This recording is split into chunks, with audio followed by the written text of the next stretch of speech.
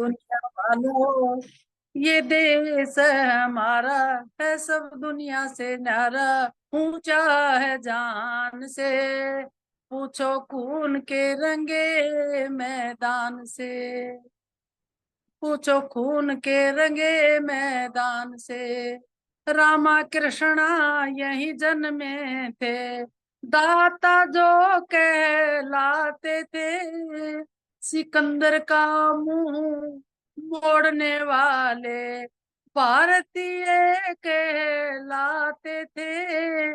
जो भी आया, जो भी आया ना डट पाया, देखते ही थर रहे कई दिन वो पछताया, ना वापिस जाने पाया फिर भारतीय स्थान से, पूछो खून के रंगे मैदान से। ओ दुनिया वालों, ये देश है हमारा, है सब दुनिया से न्यारा, ऊंचा है जान से, पूछो खून के रंगे मैदान से।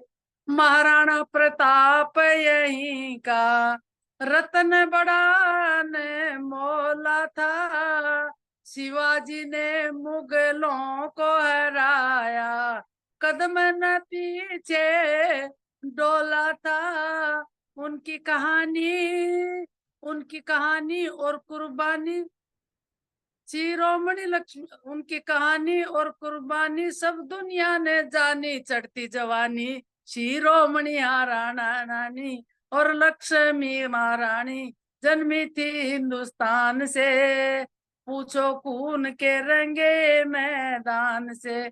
ओ दुनिया वालों, ये देश है हमारा, है सब दुनिया से न्यारा, ऊंचा है जान से, पूछो खून के रंगे मैदान से।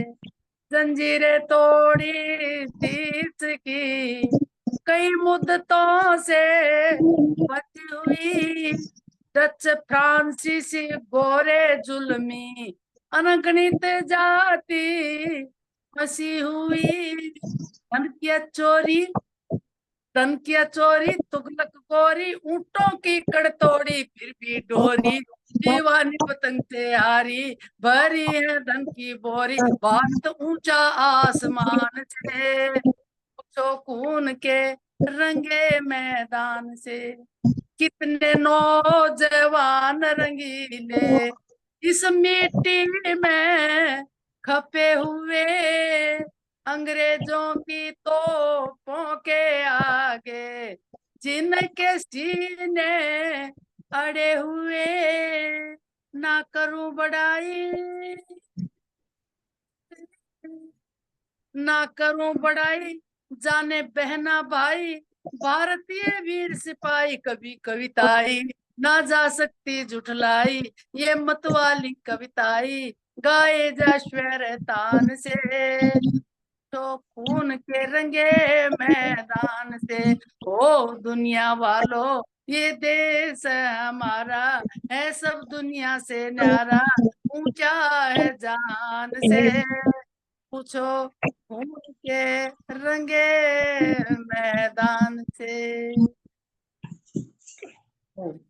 आइए डॉक्टर अनुपमा जी।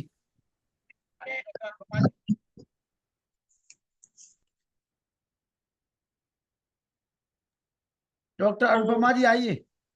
ओम सादर नमस्ते।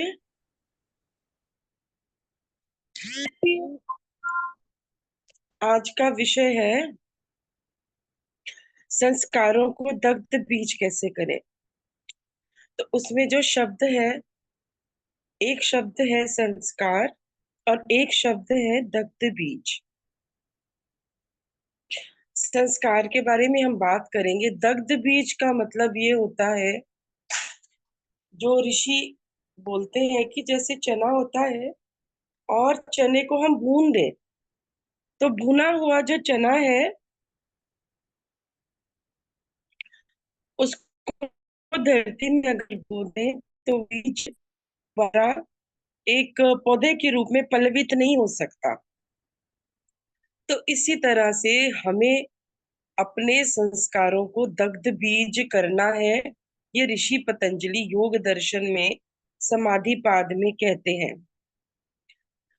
ऋषि पतंजलि दो बातें कहते हैं, एक वो समाधिपात के बारे में कहते हैं, एक वो साधनपात के बारे में कहते हैं। समाधिपात में कहते हैं कि जिन्होंने ईश्वर साक्षात्कार करना है या आत्म साक्षात्कार करना है, उनको अपने अच्छे संस्कार और बुरे संस्कार दोनों ही दग्ध बीज करने होंगे। माने उन दोनों को ही समाप्त करना होगा, और न राग न द्वेष, बिल्कुल समभाव। उनको योग के अनुशासन में जीना होगा। तो वो दग्ध बीज करके ईश्वर साक्षात्कार कर लेते हैं। दूसरी स्टेज होती है साधन पाद की। उसमें आप तप करते हो, स्वाध्याय करते हो और ईश्वर प्रणिधान करते हो। और जो ये तीनों साधन करते हुए आप जीवन में आगे बढ़ते हो। जीवन में आगे बढ़ने का मतलब ये है कि देखो, एक होता है विषयों का धन। तो अगर हम वैशेषिक दर्शन में ऋषि कनाद की जो सूत्र वो कहता है, यतो अभ्युदय निश्रेय सिद्धि स धर्मा। तो उसमें हमें एक संस्कार होते हैं जो हम धन इकट्ठा कर रहे हैं, लेकिन संस्कार नहीं है। आप देखोगे कई लोग जो है वो अच्छे परिवारों से हैं। आप कई राजनीतिक दल देख सकते हो, लेकिन आपको उनके घर जाने में डर लगता है, उनसे बात करने में डर लगता है। क्यों लगता है? क्योंकि संस्कार ऐसे हैं, विषय तो है उनके पास, अच्छे बड़े मकान हैं, अच्छा पैसा है, अच्छे वस्त्र हैं, वो आपकी मदद भी कर सकते हैं, लेकिन आपको उनके पास जाने में भय महसूस होता है उनके संस्कार देखकर। दूसरी तरफ एक कुटिया में एक साधु बैठा हुआ है जिसके पास इतने साधन तो नहीं है, लेकिन आपको उसके पास जाने में बहुत प्रसन्नता मिलती है, आनंद मिलता है, शांति मिलती है, पीस मिलता है। तो ये दो अंतर क्यों आ रहा है? संस्कारों की वजह से। तो संस्कार जो है कि सिर्फ एक श्रवण का विषय नहीं है कि आपने सुन लिया, लेकिन अगर आपको आज प्रवचन में कुछ भी ऐसा लगा जो आप अपने आसपास के लोगों को समझा सकते हैं, अपने जीवन में उतार सकते हैं, तो आपको अवश्य करना चाहिए, क्योंकि जीवन में सारा संसार गतिमान है। हम खुद गतिमान है, हमें आगे बढ़ना है, अपने आनंद और प्रसन्नता में वृद्धि करनी है। ये नहीं कि जो अभी हमें मिल गया बस उसी में हमें संतोष करना है।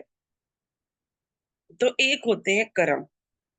कर्म क्या हुआ? मानो, मैंने आपको समझाती हूँ। कर्म ऐसा हुआ जैसे कि मैंने दान दिया, मैंने यज्ञ में आहुतियां डाली। अब सबने देखा कि मैं यज्ञ में आहुतियां डाल रही हूँ, एक मैंने ऐसा कर्म किया। अब इसके पीछे मेरा मन है।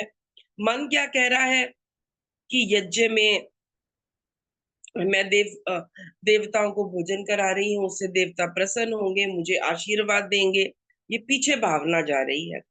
अब उस भावना के पीछे, उस कर्म के पीछे एक वासना है यज्ञ करने की, अच्छी वासना।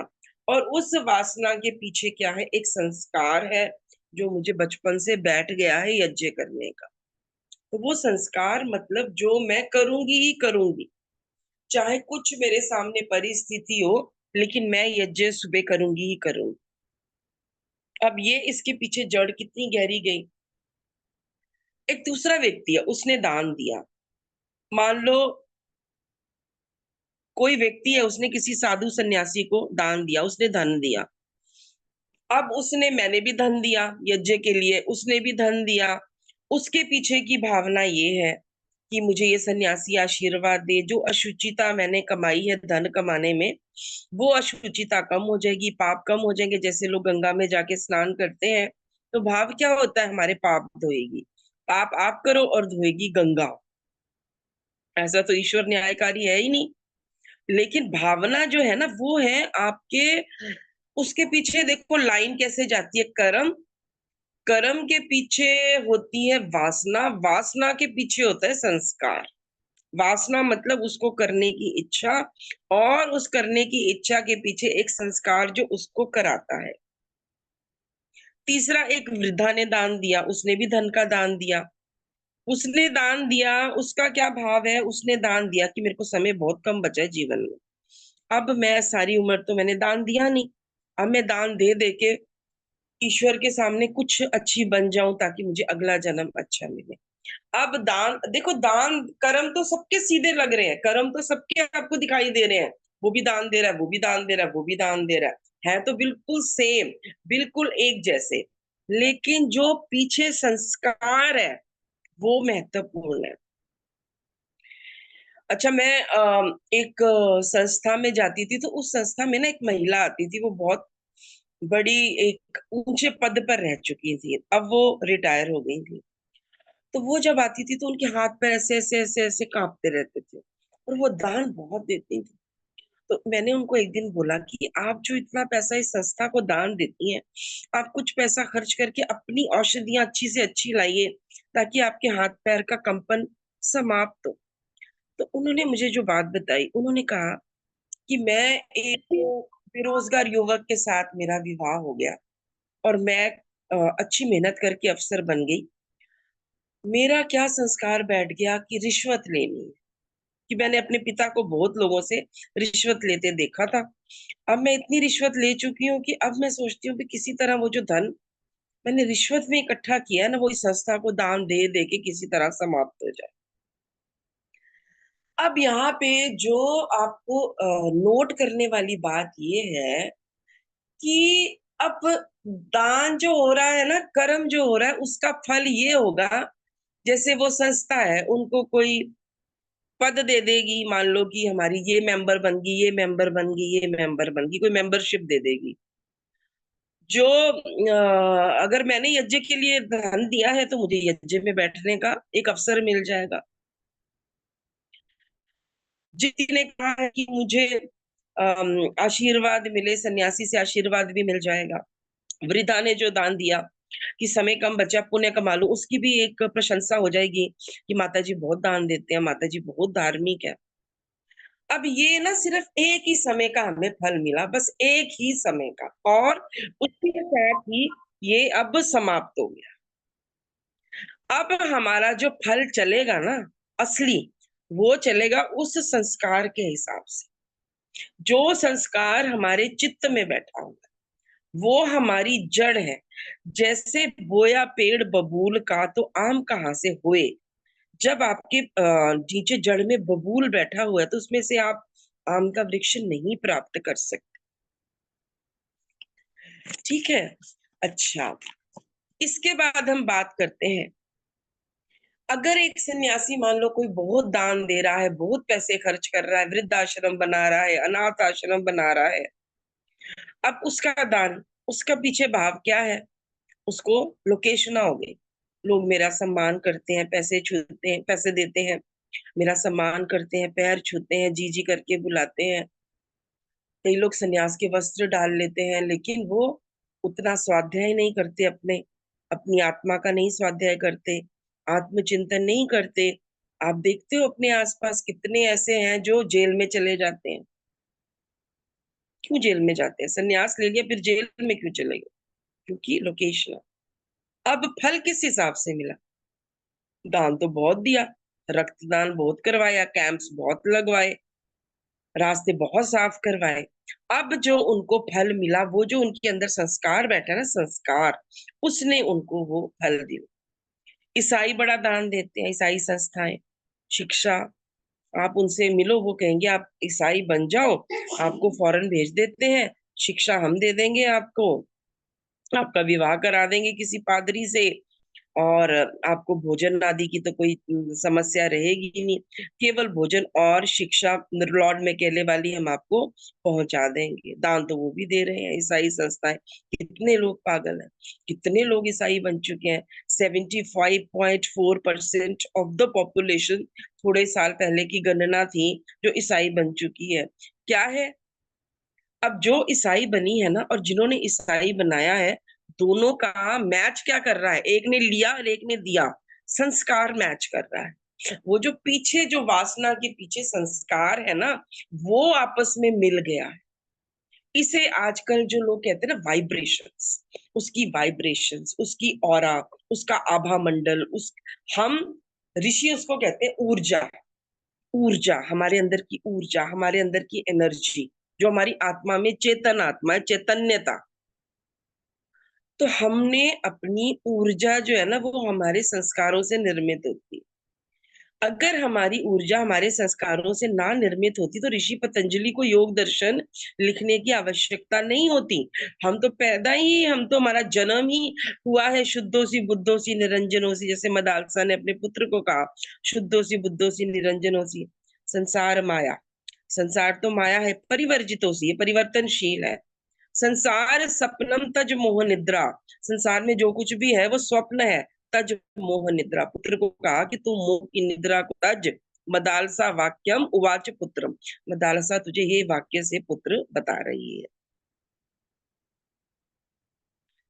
एक व्यक्ति अपराधी है, एक व्यक्ति धर्मात्मा है।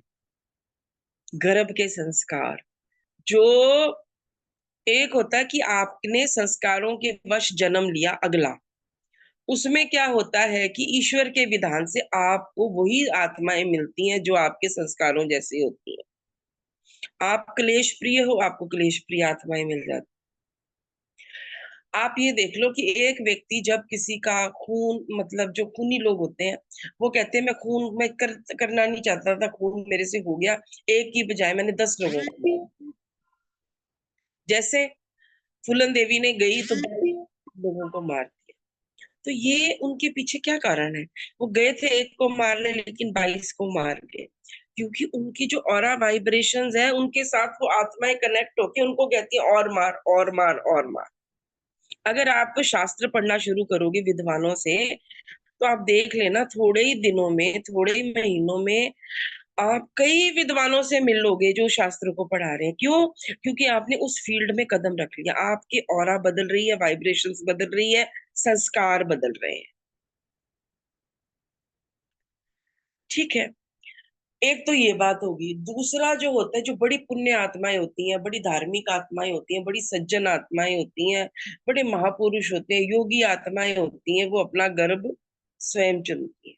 उनको चुनाव का अधिकार होता है कि वो अपना गर्भ ये चुन लेती है भी कोई ऐसी माँ मिले जिससे हमारे जो जीवन में जो कमियां रह गई हैं वो पूर्ण हो, और हमारे कुछ ये जो संस्कार है हमारे समाप्त हो जाए, जो दग्ध बीज नहीं हो पाए, जिसकी कारण हमें जन्म मिला, मोक्ष नहीं हुआ, हमारी मुक्ति नहीं हुई। मुक्ति माने ईश्वर का आनंद, संपूर्ण आनंद, पूर्ण आनंद हम नहीं प्राप्त कर पाए, तो वो अपना। अच्छा, एक और जो होती हैं उनके लिए चुनाव बड़ा मुश्किल होता है। जैसे हिटलर जैसी आत्माएं होती हैं, वो जैसे उन्होंने 2000 कैदी इकट्ठे किए, एक गैस चैम्बर बनाया, उसमें डाल दिए, मतलब बुराई का जो अंतिम छोर, अंतिम से भी अंतिम भी, ऐसे ऐसे पाप जघन्य लोग कर जाते हैं कि आप एक बार उनकी स्टडी करना शुरू करो ना, फिर आप एक समय पे आपको लगता है भी मैं इससे आगे नहीं जा सकती, इससे आगे मैं और नहीं पढ़ सकती, चाहे पढ़ाई क्यों ना हो, पर ये चीज मैं कैरी नहीं कर सकती। इसलिए हम अच्छाई के साथ तो जीवन भर रह सकते हैं, इसलिए तो ईश्वर अनंत है। किसी धार्मिकता के साथ, पर हम बुराई के साथ, कला कलेश के साथ, हम खुद भी चाहे कितने कलेशी हो, खुद भी उतने ही इक्वल अमाउंट पे गालियां निकालने वाले हो, पर एक दिन हमारा सिर दर्द शुरू हो जाएगा, बीमारियों ने घेरी होंगी, फिर हमें लगेगा कि नहीं, हमें यहाँ से बचना चाहिए।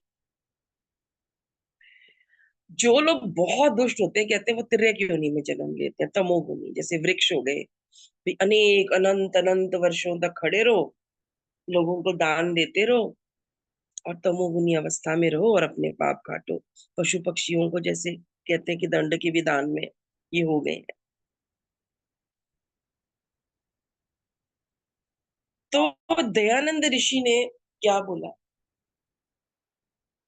कि ये दयानंद ऋषि और पतंजलि ऋषि, पतंजलि ऋषि ने क्या कहा संस्कारों को दग्ध बीज करने के लिए, और ऋषि दयानंद ने कहा, महर्षि दयानंद कहते हैं कि आप कैसे भी हो, आपका गर्भ कैसा भी हो, आप उसके संस्कारों को बदल सकते हो। इसलिए उन्होंने ऋग्वेद भाष्य भूमिका लिखी।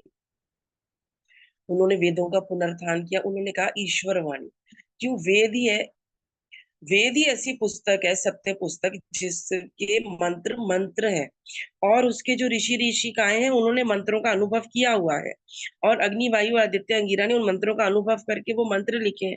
बाकी सब श्लोक है उपनिषद के, मंत्र केवल उसके हैं। तो अगर आप अभिमंत्रित करते हैं ना अपने, जैसे हमारे 37.4 ट्रिलियन सेल्स हैं, अब मेरे कहीं ना कहीं कोई बुरे संस्कार तो होंगे। अब वैसे तो मैं ठीक हूँ, ठीक, मैं सबके साथ बिहेव कर रही हूँ, लेकिन फिर भी मुझे कोई अच्छा लग रहा है, कोई बुरा लग रहा है, आगे तो गति करनी है ना, तो कुछ तो होगा जरूर, कोई ना कोई प्रॉब्लम तो कहीं होएगी। अब उसके लिए क्या है, वेद मंत्रों का उच्चारण, सुबह जो हम 8 मंत्र बोलते हैं ईश्वर स्तुति प्रार्थना उपासना के, तो इसीलिए महर्षि दयानंद ने कहा 5 महायज्ञ करो। 5 महायज्ञ करने से एक तो हमें दान देने की प्रवृत्ति होगी, संगतिकरण होगा, देव पूजा करेंगे, देव हमें आशीर्वाद देंगे, देवों को आहुति देंगे, संध्या करेंगे, ईश्वर के साथ कुछ क्षण उसके निकट बिताएंगे, गायत्री का जाप करेंगे, ओम का जप करेंगे। तो महर्षि दयानंद ने फिर दूसरा जो 16 संस्कार उन्होंने संस्कार विधि में लिखा कि गर्भाधान के समय माँ को संस्कारित करो, वो कैसे स्वाध्याय करे, वेदों का पठन पाठन करे, मंत्रों का उच्चारण करे, सात्विक वातावरण में रहे, जैसे बिना प्याज लहसुन के भोजन होता है, सात्विक भोजन, सात्विक आचरण करे, साधु संतों की वाणी सुने, तो एक भी उसके अंदर गंदगी या वो ना जाए, ताकि जो बच्चे की जड़ है, जड़ हमारी आत्मा में, और नाभि, नाभि और आत्मा के बीच हमारी जड़ें फैली हुई है, तो वो जो जड़ है वो पोषित हो जाए। फिर उन्होंने कहा कि पुंसनी संस्कार है, फिर इस तरह से सीमंतो नयन है, जात कर्म है, वेदारंभ है। देखो ऐसे करते करते मतलब 16वां संस्कार जो है वो उसको भी संस्कार बना दिया कि आपने सारा जीवन इस देह का उपयोग किया है, अब देह को आप बहुत ही श्रद्धा सम्मान से भेजो। तो जो लोग भेजने वाले हैं उनके अंदर ये संस्कार बैठेगा, उसमें भी घृत दो, जितना व्यक्ति का वजन है उससे डबल करके उसमें घृत दो, उसमें घी की आहुतियां दो, तो वो भी एक ही यज्ञ है। तो जीवन के अंतिम पड़ाव तक महर्षि दयानंद ने ये बताया। अब एक और उदाहरण आपको देती हूँ संस्कारों की। देखो, आपको मैंने कहा कि जो सेम सेम होते हैं ना संस्कार और पीछे से वाइब्रेशंस, वही लोग इकट्ठे हो जाते हैं। हम यहाँ इकट्ठे क्यों बैठे हैं? क्योंकि हमारे गुरु ऋषि दयानंद है, हम 5 महायज्ञ करने वाले हैं। अब कहीं ना कहीं से ईश्वर ने हम सबको यहाँ पे वो संग छद्वम संवदध्वम करके एक संगठन में बिठा दिया। तो हम आपस में मिलते रहते हैं, एक दूसरे के साथ विचार विमर्श करते रहते हैं, चर्चाएं करते रहते हैं। हम व्यक्तिगत तौर पे एक दूसरे को नहीं जानते, लेकिन ईश्वर के विधान में हमारा वायुमंडल ऑरा ऐसा हो गया है कि हमको इकट्ठा कर दिया है सब। चाहे मैं बोल रही हूँ, चाहे आप सुन रहे हो, लेकिन वाइब्रेशंस, हमारे संस्कार बिल्कुल सेम पटल पर हैं, तभी हम समान बैठे हैं। अच्छा, वृंदावन जाओ, आप वृंदावन चले जाओ, आपको हर पर्सन जो है वो लड्डू गोपाल उठा के घूम रहा है। लड्डू गोपाल से बातें, लड्डू गोपाल से लड़ाइयाँ, उसको स्वेटर, उसको दवाइयाँ, उसको ये, फिर राधा कृष्ण, राधा कृष्ण। तो जो लोग गैर रस के हैं, श्रृंगार रस से ज्यादा प्रेरित है, वो ऐसी ऐसी कथाएं श्री कृष्ण के बारे में रसीली करके, उनका मन ऐसा है श्रृंगार रस में पका हुआ है। तो जो सुनने वाले हैं वो भी श्रृंगार रस में पके हुए हैं, तो उनको बड़ी आनंद मिलता है, क्योंकि वाइब्रेशन मैच कर रही हैं, संस्कार मैच कर रहे हैं। देखने को तो लग रहा है कि जी वो ईश्वर की कथा सुन रहे हैं, ईश्वर का भजन सुन रहे हैं, लेकिन बीच में इतना फिल्मी संगीत है, उसको ईश्वर के साथ आप जोड़ के, भाई वेद मंत्र है, ईश्वर के साथ जुड़ने के लिए ईश्वर ने स्वयं ऋषि के माध्यम से बता दिया कि नहीं तो ईश्वर ने भी बीच में उसमें फिल्मी गीत लिख देने थे वेद में, क्यों नहीं लिखे? क्योंकि ईश्वर ने पहले ही हमारा जो संविधान विधान है देखो, ईश्वर ने पहले प्रकृति बनाई, सारा कुछ बनाया, तब जाके हमारा जन्म हुआ। माँ के स्तनों में पहले दूध आया, तब जाके हमारा जन्म हुआ। तो ईश्वर ने पहले से ही हमारी व्यवस्था की है। तो इसीलिए उसने हमारा संविधान विधान मंत्रों के माध्यम से लिखा है। हमें अगर अपने संस्कारों को बदलना है तो हमें वेद मंत्रों के माध्यम से ही अपना जीवन क्योंकि हम ईश्वर की वाणी बोलते जा रहे हैं ना। तो हमारे जो 37.4 ट्रिलियन सेल्स है, उसके अंदर जो डीएनए है, डीएनए में जो न्यूक्लियस है, उसको बार बार स्ट्राइक कर रहे हैं, जिसको कुंडलिनी जागरण लोग कहते हैं। तो वो क्या चीज है? आपकी जो सोई शक्तियां वो जाग जाए, जो आपके सेल सोए हुए हैं उनको जगा देना। अब देखो, वृंदावन वाले एक फ्रीक्वेंसी के हैं, अयोध्या वाले जय श्री राम कहने वाले हैं, एक फ्रीक्वेंसी के हैं। जगन्नाथपुरी जाओ, वो जय जगन्नाथ कहने वाले हैं, एक फ्रीक्वेंसी के हैं। तो ये ऋषि दयानंद जी का मार्ग है कि हम अपने संस्कारों को ऐसे बदल सकते हैं। हम पढ़े, जैसे उन्होंने गो करुणा निधि लिखी है, कई पुस्तकें लिखी हैं, ईश्वर के इतने नामों को उन्होंने वर्णन किया है, इतनी अनेक अनेक पुस्तकें छोटी छोटी उन्होंने दी हुई हैं। भी हम किसी तरह आगे बढ़े, अपने संस्कार बदले। ऋषि पतंजलि क्या कहते हैं संस्कारों के बारे में? ऋषि पतंजलि कहते हैं कि मत्स्य जाल है ये संस्कार।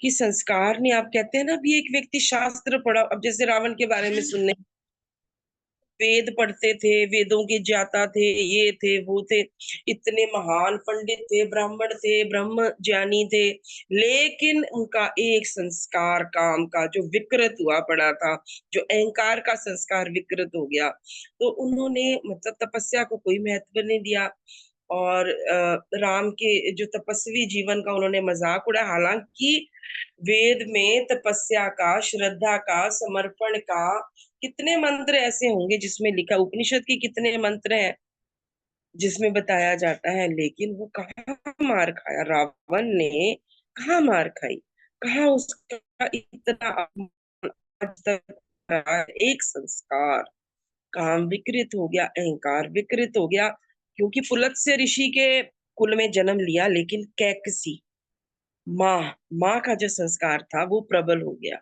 योग के संस्कार प्रबल नहीं हुए, और माँ का संस्कार प्रबल हो गया। तो मन जो ग्रह, अब कहते हैं कि हमें नमस्ते क्यों करते हैं भाई, हम लोग नमस्ते, तो मुझसे किसी ने कहा कि जो कोई दूर से नमस्ते करते आता, तो मैं पहचान जाती हूँ कि वो भी आर्य समाज से है। तो देखो, ये नमस्ते जो है ये कोई उपहास की वस्तु नहीं है। नमस्ते हम अपने ही हाथ क्यों जोड़ते हैं? यहाँ पे जो हमारी एनर्जी पॉइंट्स है, हम अपनी एनर्जी दूसरे के साथ शेयर करते हैं, अपने हाथों से हम सम करते हैं अपने अग्नि और जल को। दो हमारे जो, जैसे लेफ्ट ब्रेन है, राइट ब्रेन है, तो उन दोनों ब्रेन्स को जैसे हम अनुलोम विलोम भी करते हैं, तो उनको बैलेंस करके हम अपने मन को एक तरफ एकाग्र करते हैं, ताकि हम ध्यान लगा सके। ये हमारी विधियां हैं जो ऋषियों ने बताई है। तो अगर आप किसी से हाथ मिलाओगे ना, तो आप उसके 60% संस्कार आपको, क्योंकि ऊर्जा है ना हम, तो आपको स्पर्श से मिल जाए। इसलिए गृहस्थ जीवन में गृहस्थ को बहुत संस्कारित, संतान उत्पत्ति के लिए कितने संस्कार ऋषि दयानंद ने बताए कि संतान उत्पत्ति को केवल भोग ना समझो, कि आपने विवाह कर लिया है तो ये भोग है, ये भोग नहीं है, ये योग है। संतान उत्पत्ति के लिए आपको कितना पवित्र आचरण करना है, कितना संस्कारित होना है, कितना स्वाध्याय करना है, कितना पवित्र मन वाला होना है, और ये आपके कल्याण के लिए ही है। तो संस्कार वासना से भी सूक्ष्म है। ऋषि दयानंद ने ओम विश्वानी देव कहा, ओम विश्वानी देव सवितर दुरितानि परासुरा, कि अच्छे संस्कार, हे ईश्वर, अच्छे संस्कार मेरे पास आए, और बुरे मुझसे, दुरित जो है ना, वो मुझसे दूर होते जाए। फिर एक और मंत्र वेद का कहता है, अभ्यम मित्रात, अभ्यम अमित्रात, अभ्यम जाता, अभ्यम परोक्षात, अभ्यम नक्तम, अभ्यम दिवा, न सर्व आशम मित्रम भवन्तु, कि मैं अभय हो जाऊं, सारी दिशाएं मेरी मित्रवत हो जाए। क्यों? हमारे संस्कार बदले, हमारे सेल्स में वो ऊर्जा जाए। सर्वे भवन्तु सुखिनः, सर्वे सन्तु निरामयाः, सर्वे भद्राणि पश्यन्तु। सर्वे भद्राणि पश्यन्तु। हम जब किसी को देखते हैं, किसी को सुनते हैं, तो हमारी पहली दृष्टि होनी चाहिए हम उसमें से भद्र भद्र को चुन लें। अब ऋषि पतंजलि की बात करते हैं। ऋषि पतंजलि कहते हैं, ना अच्छे ना बुरे, तुम ऐसे संस्कार में दग्ध बीज कर लो, ना राग ना द्वेष। वो कहते हैं सुखानुशयी राग, दुखानुशयी द्वेष। जो दुख, कुछ लोग ना दुख में रहते हैं, उनको ना दुख में रहना बहुत अच्छा लगता है, जिसे कहते हैं विक्टिम कार्ड खेलना। मैं बीमार हूँ, मेरा बड़ा सिर दर्द हो रहा है, फिर भी मैंने घर के सारे काम किए, झाड़ू पोछा दिया, सिर फट रहा था, वो इस चीज को बड़ी बार रिपीट करेंगे। कुछ लोग ऐसे हैं, वो कहते हैं कि जी कुछ भी नहीं था, मामूली सा बुखार था, इसका क्या, ये तो ठीक हो जाएगा। ये दोनों संस्कार है ना। तो एक है सुखानुशयी राग, वो सुख के संस्कार रिपीट करते रहते हैं कि सुख खाए सुख खाए सुख खाए, लेकिन बन ये भी संस्कार रहा है। अभी आनंद की, मान लो हम गर्मी से आए, हमने एसी ऑन कर लिया, बैठ गए हैं, अब एसी कितनी देर चल सकेगा? 24 घंटे हमारे चिपक नहीं सकता हमारे शरीर के साथ। एक पेड़ को हम अपने सिर के साथ चिपका नहीं सकते। थोड़ी देर वायु हमारे, हम अंदर से ही शांत और ठंडे होने चाहिए। शीतली प्राणायाम करें, शीतकारी करें, तो अंदर से जब तक हम शीतल नहीं होंगे, हमारा अपना ही संस्कार बदला नहीं होगा। वृक्ष क्या कितनी हमें हवा दे देंगे, एसी हमें कितनी हवा दे देगा, लेकिन बार बार हम एसी, बार बार ये जो सुखानुशयी रागा से हो सकता है हम राजा बन जाए, सुख ही सुख नो वो हो जाए, पर इतने दास दासियां लेकर ईश्वर ने अपने हाथ दिए हैं। कम से कम हमें इस जन्म में प्रयत्न करना चाहिए कि हम अपनी इतनी योग्यता बना ले कि कभी हम ईश्वर के आनंद को, जैसे वो कहते हैं ना कि वो कहते हैं कि गूंगे का गुड़ है, गूंगे का गुड़ है आनंद। जो आनंद लेता है उसी पता चलता है कि आनंद क्या है। तो ऋषि पतंजलि कहते हैं कि ना अच्छे ना बुरे, ना तुम सुखों के पीछे भागो और ना तुम दुखों के पीछे भागो। वो एक ही बार में सारा समाधान देते हैं। वो कहते हैं कि तुम सत्य। अब सत्य के ऊपर ना मैं आपको एक बिल्कुल विपरीत उदाहरण देती हूँ, बिल्कुल सत्य घटना है केरल। जब व्यक्ति झूठ बोलता है ना, तो ये तो सुना था कि एक झूठ को छुपाने के लिए व्यक्ति 100 झूठ बोलता है, लेकिन एक झूठ को छुपाने के लिए व्यक्ति 100 मर्डर भी कर सकता है, क्योंकि उसको झूठ को छुपाना है। कुछ लोग यही नहीं कहते कि उसका राज बाहर आ जाता, उसको मार दिया, उसका राज बाहर आ जाता, उसको मार दिया, उसका राज बाहर आ जाता, उसको मार दिया। ऋषि दयानंद को क्यों जहर दे दिया? भी हमारे कुकृत्य, हमारे जो दुष्कर्म है वो बाहर ना आ जाए, लोग हमारे अगेंस्ट ना हो जाए। अंग्रेजों ने क्यों इतना अत्याचार किया भारतीयों पे? ताकि हम जो शोषण इनका कर रहे हैं, अब हमारे 1 लाख 7 लाख पता नहीं कितने 36,000 गुरुकुल थे, उतने हमारे गांव थे, एक एक गांव में एक गुरुकुल था। मैकेले ने सारा ध्वस्त किया उसकी जो शिक्षा। तो इसको छुपाने के लिए कितने पाप। तो एक लड़की जो थी वो 10वीं पास थी, उसने जाली सर्टिफिकेट बना लिए और उसने बताया वो बहुत बड़ी इंजीनियरिंग कॉलेज में वो प्रोफेसर है, और उसने ऐसे फ्रॉड, उसने विवाह किया। जब सास ससुर ने उसको प्रेशर डाला भी आप तो नौकरी करो, घर में रह के क्या करोगे, आप इतने एजुकेटेड हो, तो उसने कहीं से साइनाइड मंगवा के दोनों को मरवा दिया, फिर पति को। ऐसे करते करते घर में 6 मृत्यु हो गई। और बाद में बात ये खुली कि वो ये नहीं चाहती थी कि कोई उसकी जड़ तक पहुंचे, क्योंकि उसने एक सर्टिफिकेट जो है वो जाली बनवाए हुए थे सारे, क्योंकि वो 10वीं पास थी।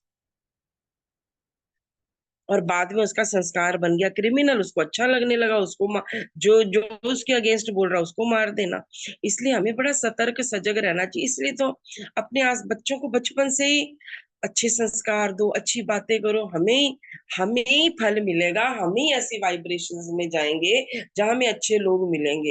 एक बुरा ख्याल आते ही ओम कह दो, ओम हे ईश्वर, मेरे से मेरा बुरा ख्याल मेरे मन में नहीं जा रहा, प्रभु मुझे क्षमा कर, जिसके कारण आ रहा है, मेरी वो गलती सुधारने का मुझे कोई मार्ग बता, कोई ऐसा व्यक्ति दे मुझे सुधारे, लेकिन मुझे इससे निकाल भाई। मैं ऐसे लोगों से ना मिलना चाहती हूँ, ना मिलना चाहता हूँ। मैं तो अच्छे लोगों के साथ, साधु सात्विक सज्जनों के साथ। मैं अपने घर का उदाहरण देती हूँ। हम दो बहन भगिनियां हैं। हमारे माता पिता बहुत छोटी आयु में चले गए थे। हमारी माँ, हम बहुत छोटे थे तो चली गई। उसके बाद परिवार बड़ा छोटा था हमारा। मेरे दादा दादी सब जल्दी चले गए। जब तक मैं 14-15 वर्ष की हुई तो समझ लीजिए मेरे पिताजी थे। पिताजी ने हमें अच्छी तरह सुसंस्कृत किया। और हमारे से तो घर में जो बाकी परिवार वाले थे वो फॉरेन जाके सेटल हो गए, चाचे ताए बुआ। तो यहाँ एक मेरा मतलब मेरे पिताजी पिताजी थे और हम दो बहनें थी। तो मैंने ऐसा जीवन में सोचा भी हम कैसे बुराई से बचे। मुझे अपनी भगिनी की बड़ी चिंता होती थी, वो कॉलेज जाए स्कूल जाए तो मुझे बड़ी चिंता होती थी भी कोई उसको कुछ कहा ना, क्योंकि हम लोग जम्मू के थे। तो जम्मू में तो और कश्मीर कितनी दूर है। तो ऐसी ऐसी चिंताएं होती थी। तो मैंने अपने जीवन का एक ऐसा आदर्श स्थापित किया कि मैंने कभी टीवी नहीं देखी, कभी सीरियल नहीं देखे। मैं हमेशा घर में कोई संतों का भजन लगा देती। जब पुरानी टीवी में कोई भजन वाला कोई चैनल हो तो घर में टेप रिकॉर्डर होता था। तो छोटे छोटे टी सीरीज के कैसेट मिलते थे भजनों के। तो चाहे वो पौराणिक भजन होते थे पर होते तो भजन ही थे। तो मैं हमेशा भजन।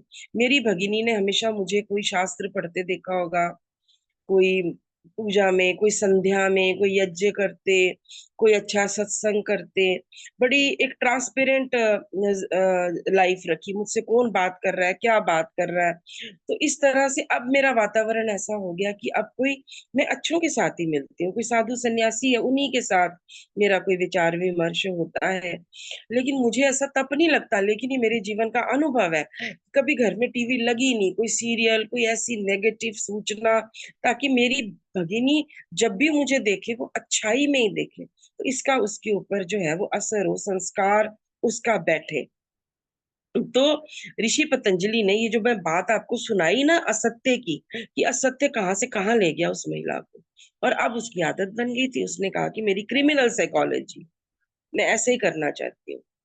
तो इसी ऋषि ऋषि पतंजलि ने पहला ही वाक्य यम में कहा सत्य, जो उन्होंने 5 विभाग के, कि अगर आप सत्य बोलोगे ना, सत्य कर्म करोगे, सत्य आचरण करोगे तो आपको उत्तम फल मिलेगा। इससे संस्कार आपके अच्छे बनेंगे और आपको समाधि की प्राप्ति होगी, ईश्वर प्रणिधान होगा। अगर आप अहिंसा, अहिंसा और ये महाव्रत बोले ऋषि पतंजलि ने, कहा ये महाव्रत है। देश काल समय, जाति देश काल समय, मतलब कोई जाति नहीं, कोई देश नहीं, कोई काल नहीं, समय नहीं, हर समय आप इनको अपने जीवन में उतार सकते हो तो संस्कार बन जाएंगे। अगर आप अहिंसा करते हो तो आपका वैर त्याग हो जाएगा। आसपास के लोग पशु पक्षी आपसे वैर त्याग कर देंगे। अगर आप अस्ते, मन से भी आपकी इच्छा नहीं है भी मेरे को ये प्राप्त हो जाए, किसी चीज की अस्ते करते हो तो आपको उत्तम पदार्थों, रत्न उत्तम पदार्थों की आपको प्राप्ति होती है। ब्रह्मचर्य करते हो आपके उत्साह में वर्धन होता है। अपरिग्रह करते हो अगर आप, तो आपको जन्म अपने कई अपने पता चल जाता है कि जन्म जन्मों की क्या रहस्य है, मुझे अपना जन्म कैसे जीना है, मुझे कौन सा संस्कार पकड़ना है, मुझे आगे कैसे जीना है। शौच करोगे तो शरीर मन की शुद्धि होगी, मन शुद्ध होगा। शौच से अपना कहते देवता प्रसन्न होते हैं। जहाँ सफाई है, साफ सुथरा घर है, उससे मन प्रसन्न रहता है। संतोष है, संतोष ऐसा धन है जो अनुत्तम है, उत्तम से भी उत्तम। फिर अगर आप तप करोगे, तप में क्या है, वात पित्त कफ आपका सम रहे। एंजाइटी हो जाएगी तो पित्त बढ़ जाएगा, डिप्रेशन में चले जाओगे तो आपका क्या बढ़ेगा, वात बढ़ जाएगा या कफ बढ़ जाएगा। इसलिए उससे बचो। फिर अगर आप स्वाध्याय करोगे तो आपके इष्ट, जैसे हम कहते हैं तो हम निराकार ईश्वर सर्वशक्तिमान, तो हमारे इष्ट हैं वो हमारे, तो वो हमसे प्रसन्न होंगे। ईश्वर प्रणिधान, सब कुछ करते हुए बोलो कि परमात्मा, जैसे हम वो करते हैं ना, शिष्टकृत आहुति में प्रायश्चित आहुति डालते हैं ना, तो ऐसा जीवन में भी प्रायश्चित हो जाए। ईश्वर प्रणिधान। अब मैंने आपको सब कुछ सौंप दिया है, पुरुषार्थ भी करें। अब व्यायाम कर रहे हैं, सब कर रहे हैं तो उसको सही दिशा में करें, ईश्वर से करें, परमात्मा में कर रहा हूँ पर फल तो आप ही मुझे देंगे ना, अंदर क्या चल रहा है वो तो आप ही मुझे स्वास्थ्य देंगे, मुझे निरामयम आप ही करेंगे, उससे समाधि की सिद्धि होती है। और उन्होंने कहा कि समाधि से भी पहले आपको ध्यान लग जाएगा। तो ध्यान कैसे करें, तो ध्यान में वो ये कहते हैं कि ध्यान में ना आप वीतराग विषयम व चित्तम, आप किसी ऐसे पर्सन का ध्यान में लाओ, चित्त में लाओ जो वीतरागी हो, राग द्वेष से ऊपर उठ चुका हो। कोई ऐसा संत साधु महात्मा, ऋषि दयानंद हो गए, मर्यादा पुरुषोत्तम राम हो गए, श्री कृष्ण हो गए, उनके चित्र लगाओ, उनकी जय जयकार करो। तो उनको ना बड़े ध्यान से जय जयकार किया करो, ताकि उनके कारण आपका ध्यान लगे। क्योंकि ऋषि पतंजलि ने बोल ही दिया, वीतराग विषयम व चित्तम, ये एक साधन है आपके ध्यान और समाधि का। कुछ नहीं कर सकते, इतनी धर्म संस्थापक योगेश्वर श्री कृष्ण, ऐसी तेजी तेजी से नहीं, उसको पूरा भावना में करके। और धर्म संस्थापिका योगेश्वरी माता रुक्मणी की जय, और मर्यादा पुरुषोत्तमा भगवती माता सीता की जय। तो इस तरह से वीतराग विषयम वाचितम। फिर जो सुखी लोग हैं उनके साथ मैत्री करिए, दुखी मैत्री करुणा मुदितोपेक्षा नाम, सुख दुख पुण्य पुण्य विषया नाम, भावना चित्त प्रसादनम। अपने चित्त को क्या प्रसाद दें, ये भी एक दग्ध बीज होते हैं संस्कार। चित्त को प्रसाद दे, मैत्री करें सुखी लोगों के साथ, पुण्य वाले लोगों के साथ, जो यज्ञ करते हैं, दान पुण्य करते हैं। ईसाइयों के साथ भी जो दान करते हैं, जो अपने आर्य हैं, जो आर्य समाजी हैं, जो यज्ञ के माध्यम से दान करते हैं। और करुणा रखें आप दुखी लोगों के प्रति, और मुदिता रखें, जो बड़े ऊपर आपसे आगे योगी पहुंच चुके हैं उनसे प्रसन्न हो, उनकी पुण्य आत्माओं को देख के प्रसन्न हो, वो कितना अच्छा कार्य कर रहे हैं। और उपेक्षा करें दुष्टों के प्रति, एकदम उपेक्षा भाव रखें। उसके बाद आप संस्कारों को कैसे दग्ध बीज कर सकते हैं। चित्त को आपने प्रसाद दे दिया, प्रचर्दन विधारणाभ्याम व प्राणस्य, प्राणायाम करें, बाहर फेंकना, आपको पता है प्राणायाम सब करते हो आप, तो प्राणायाम, बाह्य प्राणायाम करें, बाहर छोड़ के बाहर रोक देना या बाहर छोड़ लेना, तो ऐसे रेचक करना, कुंभक करना, अभ्यंतर करना, ये। फिर विषयवती व प्रवृत्ति उत्पन्ना मनसन, मनसा स्थिति निबंधनी। आपने क्या करना है, रूप रस गंध स्पर्श शब्द जो वेदों से है, रूप कैसा जो वेद बताते हैं, रस कैसा जो वेद बताते हैं, गंध कैसी जो वेद का मंत्र की गंध आपके आचरण से आनी चाहिए। और स्पर्श आप किसका करें, वेदों का स्पर्श करें सुबह, और वेदों का स्पर्श करके करें, वेद वाणी है, ईश्वर वाणी है, मैं उसका स्पर्श कर पा रही हूँ। और उससे जो आपको अनुभूति होती है ना, अनुभूति, वो मन को बांधने वाली होती है, मन से स्थिति निबंधनी।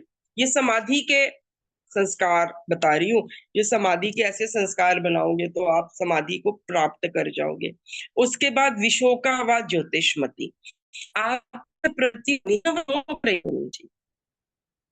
देखो, मैंने एक बार आपको पहले प्रवचन में भी कहा था कि केवल तीन जो है ना, तीन सत्ताएं नित्य है, प्रकृति, ईश्वर और आत्मा। आपकी आत्मा में आया कि मैंने इसको भोजन कराना है, आपकी आत्मा में आया मैंने इसको दान देना है, आपकी आत्मा में आया मैंने इसको सहायता देनी है। फिर ये मत सोचो इसमें पैसे क्या लग रहे हैं, घी कितना लग रहा है, ये मेरा क्या करेगा। आप एक तरफा होकर अपना जीवन के लिए अपनी प्रसन्नता, हमेशा शोक रहित रखो अपना मन, हमेशा प्रकाश वाली प्रवृत्ति। जो शोक रहित मन होता है ना, जैसे आपको अशोक, अशोक वृक्ष के नीचे माता सीता को रखा गया था, क्योंकि वो शोक रहित थी, वो शौक रही थी, तब भी वो शौक रही थी माता सीता। क्योंकि यज्ञ से आपको पता है कि कहा जाता है कि वो हल, मतलब उनके पिताजी खेती करते थे, धैर्यवान थे। उपनिषद के ऋषि कहते हैं जो धीरा होता है वो इस तरह प्राप्त कर लेता है। तो ऐसी उनके घर में सीता उत्पन्न हुई। वीतराग विषयम व चित्तम में आपको बताया, वीतराग योगियों के चरित्र का अवलंबन करिए, उनका चरित्र पढ़िए, वाल्मीकि रामायण पढ़िए बार बार। उसमें वाल्मीकि जी भगवान राम के रथ का वर्णन करते हैं कि रथ में जैसे वो नहीं है, वो जो कहते हैं कि क्षमा च जननी, वो है ना एक, तो धैर्य यस्य पिता क्षमा च जननी। तो ऐसे योगी का परिवार है, वैसे आप रामायण पढ़ो, योगी का परिवार पढ़ो। उसके बाद स्वप्न निद्रा जाना अलंबनम वा, आप स्वप्न और निद्रा आपकी इतनी गहरी होनी चाहिए, और स्वप्न आपके, स्वप्न निद्रा उसका जो आलंबन हो ना, वो समाधि के लिए हो। जब भी मन में स्वप्न आए, कोई वेद मंत्र, जैसे सोते सोते इतना आप अभ्यास हो जाओ कि जो उठो बिना मतलब करवट बदलो तो भी आपके मुंह से या तो ओम निकलना चाहिए, या कोई ऐसा मंत्र जो आपको बड़ा प्रिय हो। और उसमें बताया है कि यथा अभिमत ध्यानात् वा, कि जो भी आपको अच्छा लगे समाधि के लिए आप इन सूत्रों को जीवन में अपना कर सकते हो। और एक अंतिम सूत्र है वितर्क ने प्रतिपक्ष भावना। जब आपके मन में वितर्क आ जाए, कुतर्क आ जाए, तो आप कोई भी वस्तु पदार्थ, आप ये सोचो मुझे किसी पे क्रोध है, मालूम किसी ने बहुत बुरा किया है, क्रोध सच्चा है, लेकिन है तो वो क्रोध ही ना, वो मुझे कहाँ पहुंचाएगा, वो मुझे क्रोधियों के बीच खड़ा कर दे। अब जो फौजी हैं, देखो फौजी भी इधर से गोली चला रहे हैं, तो योगी होते हैं ना, वो बड़ी गहरी दृष्टि रखते हैं। उग्रवादियों पे वो भी गोली चला रहे हैं, उग्रवादी इन पे गोली चला रहे हैं, ये शत्रु पे गोली चला रहे हैं, पर अंततो गत्वा संस्कार दोनों के गोली चलाने के। महाभारत में विदुर भी थे ना, विदुर नीति थी। आपने महाभारत में कभी उनको बड़ा एक्टिव रोल देखा है महाभारत में लड़ते हुए? श्री कृष्ण के समय उनके मित्र थे श्री दामा, उनको कोई एक्टिव रोल देखा हुआ है? वहां पे कहा जाता है ब्रह्मचारिणी शबरी थी, उनको कोई एक्टिव रोल देखा? महर्षि वाल्मीकि थे श्री राम के काल में, रावण राम युद्ध में। तो जैसी आपकी प्रवृत्ति होती है ना, वीरता शौर्य प्रदर्शन है, तो वैसा जीवन मिल जाता है। चला दोनों ही गोली रहे हैं, अब किसकी भावना कैसी है, कैसी, पर हाथ से तो गोली चल रही है ना। तो आप अपने जीवन का चुनाव बड़ा सोच समझ के करो कि भाई मैं इस तरफ हूं या मैं उस तरफ हूं, संस्कार एक ही बैठ रहा है। वितर्कवाद ने प्रतिपक्ष भावना में क्या सोचना होता है, ये मेरे लिए बुरा है, उसमें कमियां दे, ये चीज जो मैं चुनाव अपने लिए कर रही हूँ, क्या मेरी इससे होगा जीवन का? मेरे जीवन में जब एक आत्मा हूँ, शरीर यही छोड़ जाऊंगी, वो जब पंच अग्नि में मिल रहा होगा, उस वक्त मेरे पास कुछ समाधान नहीं है।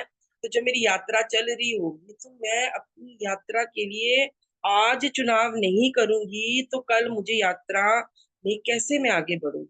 तभी ऋषि पतंजलि ने एक शब्द प्रयोग किया है, अभ्यास वैराग्याभ्याम निरोधा। अभ्यास करो उस वैराग्य का, सतत अभ्यास। स तु दीर्घ काल निरंतर या सत्कारा सेवित, तो दृढ़ भूमि, उसकी दृढ़ भूमि बनाओ, सतत अभ्यास करो। और गुरु किसको चुनो? ईश्वर को। स एष पूर्वे शाम अपनी गुरु काले नानन वच्चेदा, गुरु की भी समस्या आपकी उन्होंने समाधान दे दिया। स तु और कैसा गुरु है, उसके उन्होंने लक्षण भी लिख दिए, क्लेश कर्म विपाकाशय अपरामृष्ट पुरुष विशेष ईश्वर, ये भी उन्होंने लिख दिया। जिसको क्लेश नहीं है, जो कर्मों से, कर्माशय से और विपाक से और अपरामृष्ट है, किसी में भी लिप्त नहीं है, वैसा ईश्वर। फिर तीन वस्तुएं आपके जीवन में बहुत काम है। प्रार्थना, स्वाध्याय करना माने पढ़ना, प्रार्थना, पढ़ना, प्रतिपक्ष भावना। ये आप तीन शब्द लिख लो, ये हाथ में लिख के रखा करो। मैं आरंभ में जब थी ना, मैं लिख के रखती थी, प्रार्थना, पढ़ना, प्रतिपक्ष भावना। तो प्रार्थना मुझे क्या करनी है, पढ़ना मुझे, अभी मुझे पढ़ना है। जब भी मुझे लगता कि मैं किसी ऑपोजिट कंपनी में आ गई हूँ, मैं तुरंत वहां से मूव कर जाती थी, मुझे पढ़ना है। और प्रतिपक्ष भावना तुरंत मेरे मन में आती थी, नहीं ये चीज बुरी है, ये संगति बुरी है, मुझे यहाँ से निकलना है। तो इस तरह से आप अपने जीवन को बदले, मेरी अनंत शुभकामनाएं सबको। तो ऐसे संस्कारों को दग्ध बीज करके समाधि लगाएं, ध्यान का आनंद लें, ईश्वर साक्षात्कार करें। धन्यवाद। बहुत बहुत आभार डॉक्टर अनुपमा जी। आइए व्यासचंद्र शास्त्री जी, 5 मिनट। ओम योगे योगे तव स्तरम वाजे वाजे हवामहे सखाय इंद्रमूतये। ओम शांति शांति शांति। आर्यों का महाकुंभ एवं भारत को समझो अभियान के अंतर्गत विगत 3 वर्षों से अवध संचालित कार्यक्रम के सम्मानित संचालक वारी आदरणीय मित्र पंडित लखन और साथ ही साथ आज की मुख्य वक्त्री आदरणीय बहन डॉक्टर अनुपमा डोगरा जी, अन्य सभी विद्वत मंडल, मातृशक्ति एवं देवियों, बहुत ही सुंदर आदरणीय बहन जी ने अपने विचार रखे हैं योग और अपने जीवन के संदर्भ को लेकर के कि हम किस प्रकार महर्षि पतंजलि के सूत्रों पर गहन दृष्टि रखें और तदनुकूल आचरण करें यम नियम आसन प्राणायाम प्रत्याहार धारणा ध्यान समाधि के अंतर्गत जो बातें ग्रहणीय हैं उनको उन्होंने बहुत ही सुंदर ढंग से समझाते हुए परमपिता प्रभु को ही सबसे बड़ा गुरु मानने की बात कही और बड़ा अच्छा कहा कि स एस पूर्वे सामपि गुरु कालीन अनवक्षेदात, वह परमपिता प्रभु जिसको काल भी खंडित नहीं करता, ऐसे महान क्लेश रहित परमात्मा को हम समझें और उन्हें ही अपना गुरु माने, क्योंकि वेद मंत्र जो भी परमात्मा ने सृष्टि के आदिकाल में ऋषियों के माध्यम से में दिए हैं, उस ज्ञान के लिए हमें आवश्यक है कि अपने जीवन के अंदर इन पुरुषार्थों को धारण करें और संकल्प के साथ जीवन बिताएं, क्योंकि बिना संकल्प, बिना शुभ व्रत, बिना शुभ चिंतन, बिना शुभ कर्म और बिना लक्ष्य के कोई भी कर्म नहीं किए जाते। अगर करते हैं तो उसका विशेष लाभ हमें मिलने वाला नहीं। इसलिए अनवरत अभ्यास की चर्चा बहन जी ने की है। अनवरत व्यक्ति जब अभ्यास करता है, उनके भाव बड़े इस रूप में हो जाते हैं कि उनकी जो भी भावनाएं हैं वो ऐसे वीतरागी सन्यासियों और महापुरुषों, जिसमें महर्षि देव दयानंद जी महाराज आदि वीतराग सन्यासी और बहुत बड़े योगी तपस्वी साधक के रूप में उन्होंने कई उदाहरणों को प्रस्तुत किया, जिसमें योगीराज कृष्ण और मर्यादा पुरुषोत्तम राम, जगत जननी माता सीता, रुक्मिणी आदि की चर्चा भी की। निसंदेह इन आदर्श पुरुषों और आदर्श माताओं का हमें जीवन में जब धारण करते हुए अपने लक्ष्य की पूर्ति के लिए अहर्निश चिंतन पूर्वक अभ्यास, क्योंकि अभ्यास वैराग्याभ्याम, अभ्यास और वैराग्य से ही व्यक्ति के अंदर एक सहनशील स्थिति बनती है और बिना अभ्यास और वैराग्य से कोई भी कार्य सिद्ध नहीं होता। इसलिए आवश्यक है कि अभ्यास और वैराग्य के साथ अपने जीवन को आगे बढ़ाएं। दोनों जब होंगे, जब हमें निरत कार्य करने की जो हमारी गति होगी और जो हमारे अंदर राग द्वेष से परे होकर के जो हमारा चिंतन होगा, वो निसंदेह ऐषणाओं से पृथक होगा। और ये तीन ऐषणाएं, वित्तैषणा, पुत्रैषणा और लोकेषणा, इन तीन ऐषणाओं से जब व्यक्ति अपने को पृथक होने के लिए चेष्टा करता है, अभ्यास करता है, तो उसी में वैराग्य उत्पन्न होता है। और जब व्यक्ति राग द्वेष से ऊपर उठकर और जीवन के अंदर हमेशा अपने चिंतन धारा को विश्व कल्याणार्थ समझता है और साथ ही साथ उसके अंदर ये भाव उमड़ते हैं कि हम जो हमारे अंदर आत्मा है, अन्य जीवों के प्रति भी वही आत्मा है, अर्थात परमात्मा ने एक दूसरे के प्रति कैसा व्यवहार करें, इसके उपदेश करते हुए कहा है कि यस्तु सर्वाणि भूतानि आत्मन्येवानुपश्यति सर्वभूतेषु चात्मानं ततो न विचिकित्सति। ये वेद मंत्र कहता है कि जो अपनी आत्मा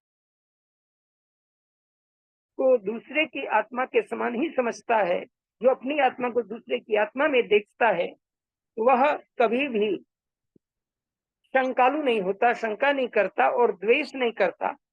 हमेशा उनके अंदर अपनापन का भाव होता है और उनकी दृष्टि मित्रवत हो जाती है। दुनिया के हर प्राणी से वह मित्र और स्नेह करता है। जब व्यक्ति प्रत्येक प्राणी से उस परमात्मा की संतति को मानते हुए उनके प्रति अहर्निश व्यवहार करने के लिए तत्पर रहता है, तो वह व्यक्ति वीतरागी होने ही लगता है।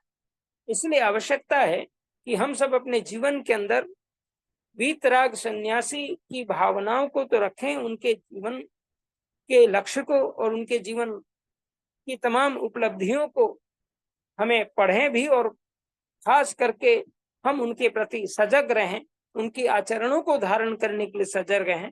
तभी हमारी भावनाएं परिपुष्ट होंगी और वसुधैव कुटुंबकम की जो हमारी भावना है, उस भावना को हमें चरितार्थ करना होगा। सर्वा आशा मम मित्रं भवन्तु, सभी दिशाएं मेरी मित्र हों और मित्रस्य हम चक्षुषा सर्वाणि भूतानि समीक्षन्ताम् की भावना से हम जब जीवन के राह पर चलते हैं, तो ये सारी जो अंतस्कलश भावनाएं और अनेक प्रकार की ऐसे अंतस्कलश स्थितियां बनती हैं जिसके अंदर पाप के करने के लिए हमारे अंतर के शत्रु जागते हैं, उनको हम अवरोध कर सकते हैं। काम, क्रोध, लोभ, मोह, मद, मत्सर आदि कुत्सित भावनाएं हमसे दूर हो जाएंगी और हम सदा सबके प्रति उदार चित्त होकर के अपना कार्य संपादन करेंगे। तो निश्चित जानिए कि हमारा आपका सबका उत्कर्ष निश्चित है, अवश्यम भावी है। इन भावनाओं को लेकर के आदरणीय बहन जी ने बहुत ही सुंदर ढंग से अपने विचार रखे हैं और इन विचार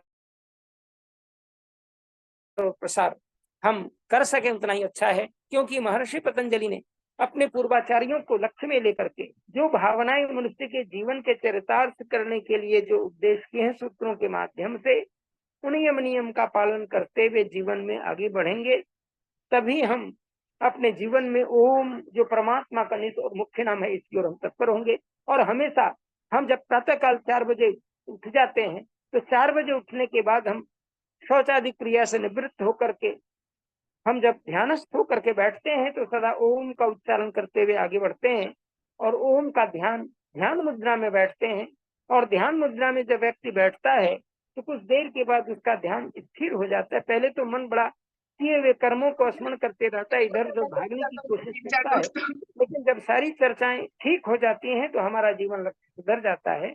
निश्चित जानिए कि आज का जो प्रवचन बहुत ही शानदार रहा और लोगों को अपने जीवन के प्रति बड़ी चेष्टा करने के लिए बहन जी ने किया है। तो बहन जी को बहुत बहुत धन्यवाद। ओम शांति। गुप्ता जी कोई प्रश्न हो तो पूछ लीजिए। हमारा हाँ, पूछ सकता हूँ मैं। हाँ, स्वागत है आपका। अच्छा, ऐसा था कि कल मैं बहुत महीनों बाद, मतलब करीब करीब 8-9 महीनों बाद मैंने घर पे आरती की। जो आरती होती है देवी देवता की, ऐसे मैं हमेशा नहीं करता हूँ, कल एक किया तो उसके बाद बहुत शांति मिली और नींद अच्छी आई, वरना नींद बराबर आती नहीं है मुझे। और जब जब मैं ऐसे करता हूँ तभी ऐसा होता है। अभी समझ में नहीं आ रहा है कि अगर ये पूजा पाठ इतना मतलब अगर फलदायक नहीं होता है तो ये शांति फिर कैसे मिलती है।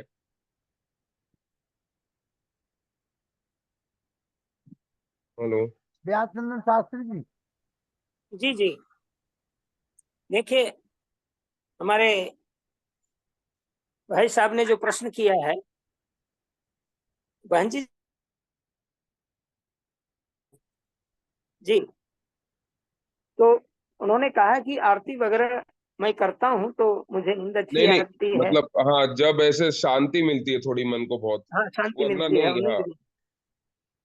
हाँ ऐसा ऐसा करना उचित है या नहीं, या ठीक है कि नहीं, वेद के हाँ सम्मत हाँ है कि हाँ नहीं, ये पूछना चाहते हैं ना। जी जी, हाँ हाँ हाँ हाँ। ऐसा है जी। बहुत अच्छा आपने प्रश्न किया है। और निसंदेह जब व्यक्ति अच्छे कर्म करने के लिए, पूजा पाठ करने के लिए उद्यत होता है तो उसकी भावनाएं तो पवित्र हो जाती है ना। चाहे वो कोई भी कर्म कांड करने के लिए, कोई भी पूजा पाठ करने के लिए आप शौच करते हैं, सफाई पूर्वक स्नान ध्यान से निवृत्त होकर के आप बैठ जाते हैं। इससे लाभ ये होता है कि आप अपने जीवन के अंदर कुछ अच्छी भावनाओं को ग्रहण करने के लिए व्रती बनने का अभ्यास करते हैं। और जब व्यक्ति किसी भी गान को, किसी भी आरती गान को करता है तो वो बारंबार जब पाठ करने लगते हैं तो उसके अंदर एक भावना बन जाती है और वो भावना ही आपको शांति देती है। लेकिन यदि हम वैदिक धर्म के मुताबिक, जो सनातन वैदिक धर्म है उसके मुताबिक यदि आपने संध्योपासना की या देवी यज्ञ के मंत्र के द्वारा हवन किया तो उसमें भी आपको बहुत आनंद आएगा। थोड़ा सा अभ्यास करके देखना चाहिए और उस अभ्यास को करने के बाद आपको आनंद मिलेगा, क्योंकि आप उस अभ्यास को नहीं किए हैं और जो कर रहे हैं उसी में आपको लाभ मिल रहा है। तो जब इसमें करने से इतना लाभ है तो वैदिक स्वरूप को करेंगे तो और कितना लाभ होगा, जिसको मर्यादा राम भगवती। अच्छा, एक ये पूछ, जैसे मतलब मेरे घर पे इतना हम लोग रोज पूजा पाठ नहीं करते। जैसे आज था एक रुद्राभिषेक बोलते हैं जो पौराणिक पंडित करके जाते हैं, वो किए हैं। तो ये श्रावण में साल में एक बार करा लेते हैं हम लोग, कभी एक बार साल में। तो अभी मैं आर्य समाज से पूरी तरह जुड़ा नहीं हूँ। अभी मुझे 2-3 साल से आर्य समाज के बारे में पता चला है, या कोरोना के बाद से जब मैं वीडियो देखता था घर पे। तो हमारे घर पे पूजा भी होता है तो ठीक है उतना। जो है ना हमारे यहाँ मंत्र तो वेद जामहे सुगंधिं पुष्टिवर्धनम पूर्वारुकबंधनं मृत्योर्मुक्षीयमामृतात्। ये मंत्र जो है इसी को लोगों ने रुद्राभिषेक में प्रयुक्त किया। और यजुर्वेद के मंत्र लिए हुए शायद। हाँ, तीसरे अध्याय का 60वां मंत्र है। ये पूरा का हाँ, मंत्र तो महामृत्युंजय के रूप में है। इसी के 2 अच्छा, मंत्र आ जाते हैं। हाँ, त्र्यंबकं यजामहे सुगंधिं पुष्टिवर्धनम उर्वारुकमेव बंधना मृत्योर्मुक्षीयमामृतात्।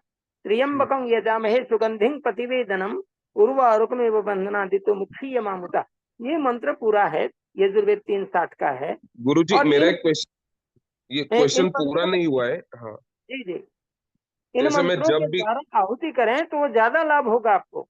जैसे अच्छा, लोग करते हैं ना, पाठ बहुत पाठ करते हैं, लक्ष्य हाँ, आहुति, हाँ, लक्ष्य हाँ, ढंग से 1.25 लाख की आप 1.25 लाख का जाप करवा लेते हैं। जैसे जाप हाँ, अगर कोई पंडित कर रहा है या कोई हाँ, भी व्यक्ति कर रहा है, तो ये हम्म, पहला ध्यान ये देना होगा कि एक थोड़ा सा तर्क में करता हूँ कि हाँ, हाँ, भोजन अगर आप खाएंगे तो आपका पेट भरता है, और हाँ, यदि बगल वाला पाठ कर रहा है तो पहला तो समझिए लाभ उनको मिल जाएगा जो पाठ कर रहा है, सही उसका बात है ये बचा बात। खुचा कुछ लाभ हाँ, आपको मिलेगा। यदि आप बराबर स्वयं बराबर। पाठी बन जाएं तो ज्यादा हाँ, लाभ होगा। वेद अच्छा, कहता है, परमात्मा की वाणी है, और वो कहते हैं कि स्वयं यदि हम समर्थ हो जाएं तो हाँ, उसका ज्यादा लाभ होगा।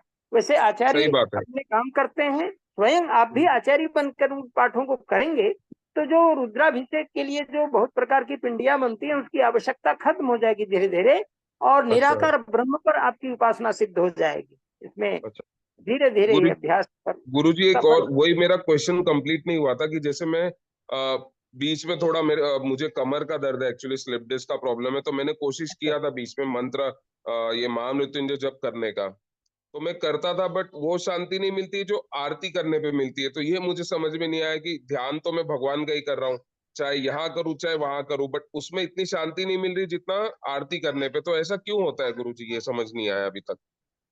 मैंने इसका कोशिश भी उत्तर किया था बैठ के जप करने का। हाँ बहन जी, आप इसका करिए, आप जवाब। देखिए ऐसा है भैया, भ्राता जी, आप क्या कहते हैं, पौराणिक मत से लगते हैं मुझको, पौराणिक मत से हैं हाँ, अभी माने तक तो आरती। पौराणिक, हाँ, हाँ, पर हमारे घर पे इतना ज्यादा पूजा पाठ नहीं होता है कि हम एकदम ज्यादा धार्मिक है कि हम वही करते रहते हैं, ऐसा नहीं होता है। कभी कभार हो गया तो हो गया ऐसा।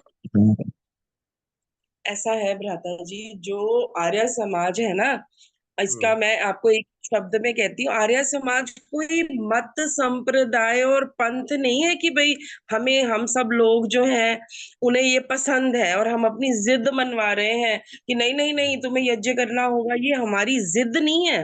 हम हम्म, सारे जो है ईश्वर की आज्ञा को मान रहे हैं, आपको ये समझना होगा।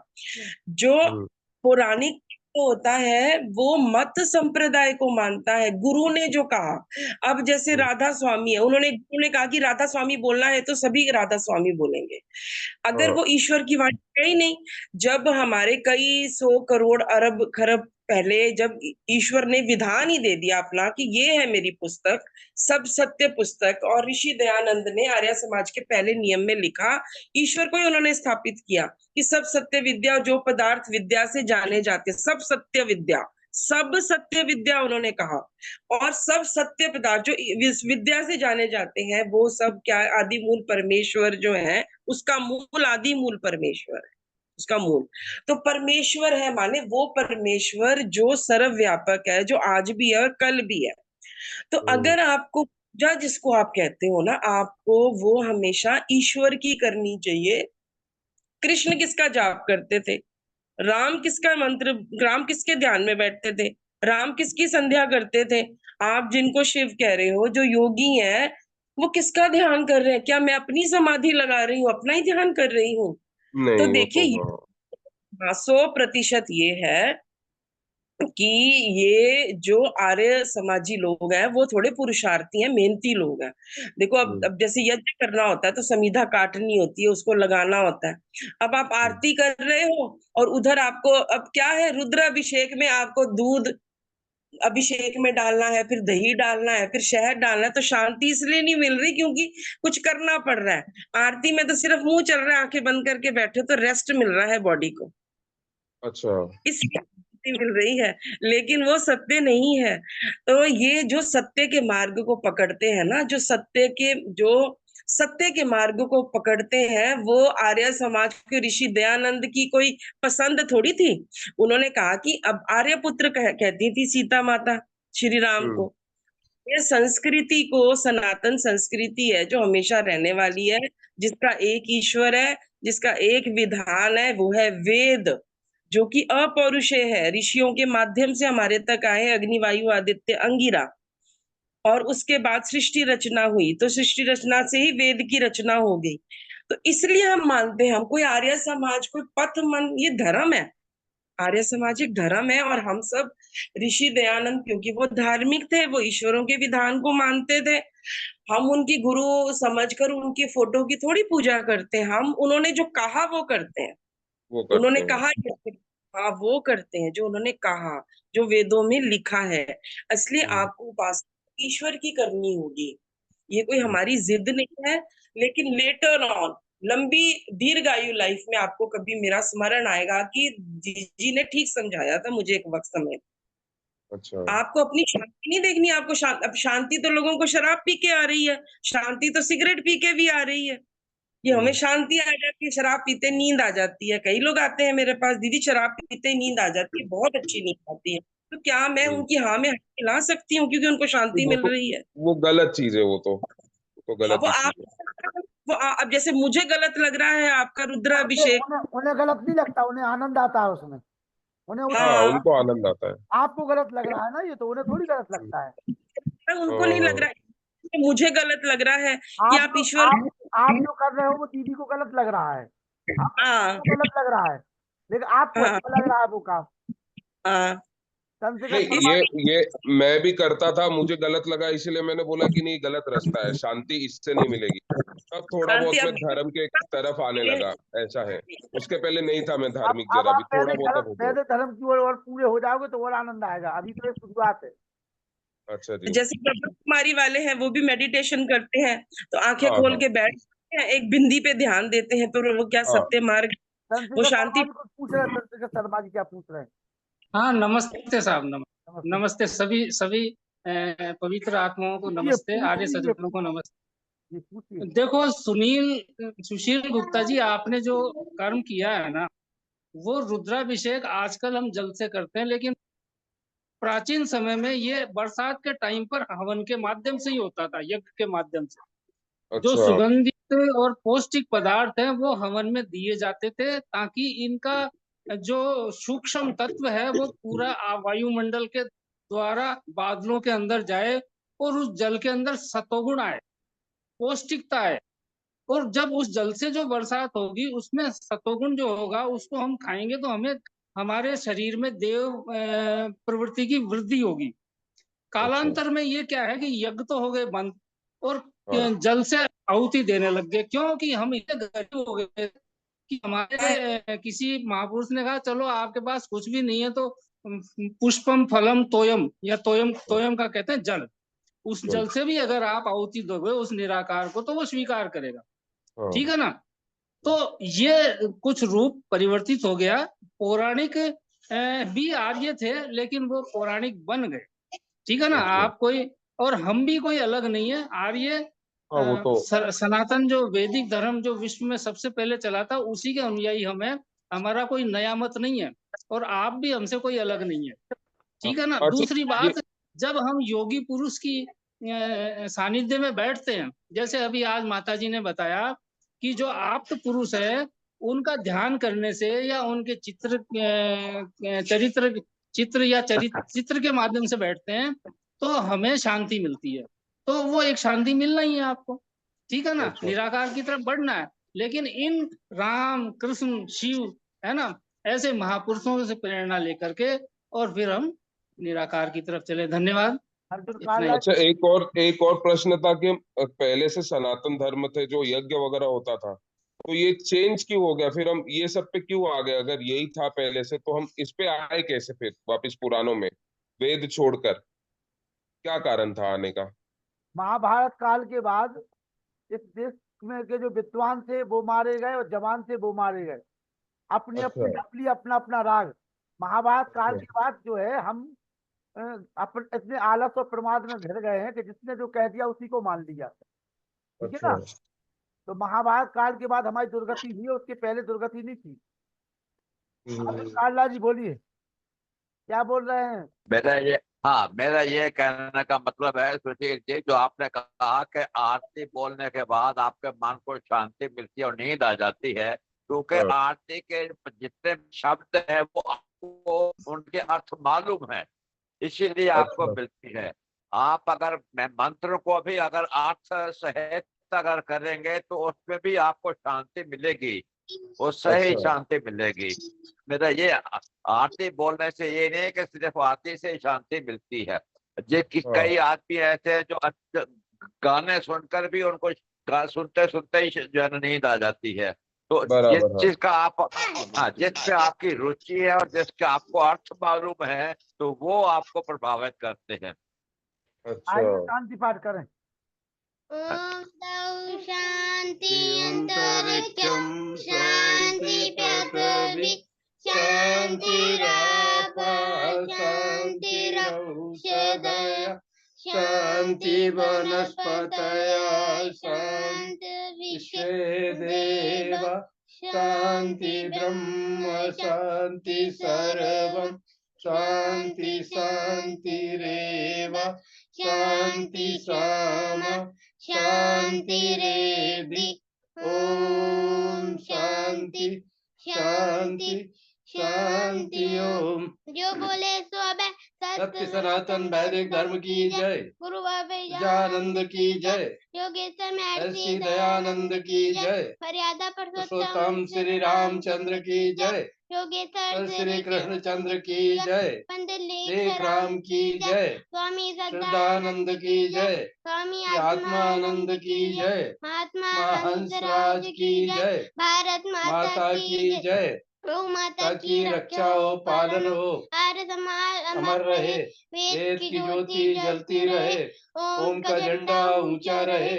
हरियों के महाकुंभ और भारत को समझो अभियान की जय। कलवंतो विश्वम आर्यम प्रणव ध्वनि। ओम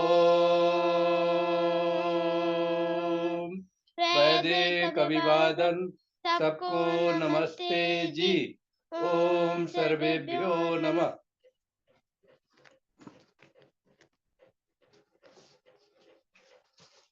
डॉक्टर साहब रिवांश का हाथ ठीक है अब?